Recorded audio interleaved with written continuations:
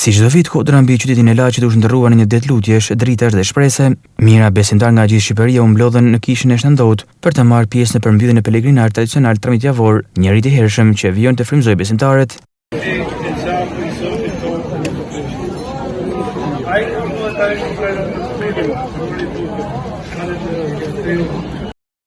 Që në orët e parë të mëngjesit të datës 12 qershor e deri në mbrëmje 13-s, besimtarë të gjitha moshave u ngjiten me përëlsi rrugën drejt kishës, disa zbathur, të tjerë me qirin në dorë e lutjen në buzë, disa kërkojnë mrekulli, të tjerë falënderim, por të gjithë mbërrin me një shpresë të përbashkët ndër mjetësimin e shenjtë të mrekullive Shnandot. Pelegrinazhi që zhvillohet çdo martë për 13 javë radhazi arrin kulmin në ditën e shenjtit me 13 qershor. Edhe këtë vit numri pjesëmarrësve ishte i madh, duke konfirmuar Laçin si një pikë referimi për besimtarët e krishterët dhe vetëm dhe për përkushtimin që shqiptarët tregojnë në traditat e tyre shpirtërore. Shumë pelegrinë zgjidhen të kalojnë natën pranë kishës.